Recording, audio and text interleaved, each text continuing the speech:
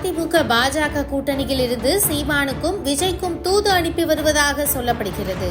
சில முக்கியமான விஷயங்களை கணக்கு போட்டு இரண்டு பேரையும் எப்படியாவது கூட்டணிக்கு கொண்டு வந்துவிட வேண்டும் என இபிஎஸ் முழு வேகத்தில் வேலை செய்து வருகிறாராம்.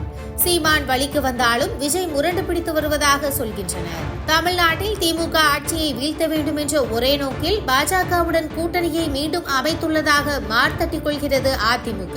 இனி எந்த காலத்திலும் பாஜகவுடன் கூட்டணி இல்லை என்று முழங்கிய எடப்பாடி பழனிசாமியே அமித்ஷா அருகே கப்சிப் என உட்கார்ந்திருந்த காட்சிகளை பார்க்க முடிந்தது. இந்த கூட்டணியை இன்னும் வலுவாக மாற்ற வேண்டும் என்பதற்காக நாம் தமிழர் கட்சியையும் தாவேகாவையும் உள்ளே இழுப்பதற்கான வேலைகள் நடந்து வருகின்றன. பாஜகவுடன் கூட்டணி அமைப்பதால் சில வாக்குகளை இழக்க வாய்ப்புள்ளதால் சீமான் மற்றும் விஜயை வைத்து அதனை சரிக்கட்ட இபிஎஸ் கணக்கு போட்டுள்ளதாக தெரிகிறது. இதுவரை தேர்தல்களில் தனித்து களம் கண்ட சீமான் இந்த முறை கூட்டணி அமைக்கலாமா என்ற யோசனைக்கு வந்துள்ளதை அவரது நடவடிக்கைகள் காட்டுகின்றன.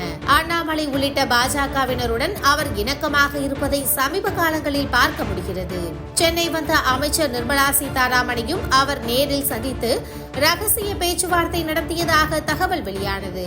அதிமுகவின் முக்கிய பொறுப்புகளிலும் சென்னை மேயர் உள்ளிட்ட பதவிகளிலும் இருந்த சைதை துரைசாமியை சமீபத்தில் சீமான் சந்தித்ததாகவும் அவர் சீமானை அதிமுக பாஜக கூட்டணியில் இணைய வைப்பதற்கான முன்னெடுப்புகளை மேற்கொண்டு வருவதாகவும் கூறப்படுகிறது. மற்றொரு பக்கம் விஜயை கூட்டணிக்குள் கொண்டுவர அதிமுகவும் பாஜகவும் போராடி வருகின்றன. இந்த முறை விஜயும் களத்தில் உள்ளதால் மேலும் வாக்குகள் சிதறி அது திமுகவிற்கு சாதகமாக அமைந்துவிடும் என்பது தற்போது அதிமுகவின் பயமாக உள்ளது.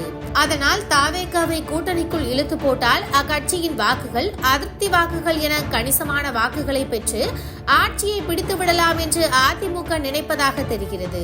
ஜான் ஆரோக்கியசாமி, ஆதவ் அர்ஜுனா, பிரசாந்த் கிஷோர் போன்றோரை வைத்து விஜயை வழிக்கு கொண்டு வருவதற்கான வேலைகள் நடத்தி வருவதாக சொல்கின்றனர். ஆனால் முதலமைச்சர் வேட்பாளர் பதவியை யாருக்கும் விட்டுத்தர விஜய் தயாராக இல்லை.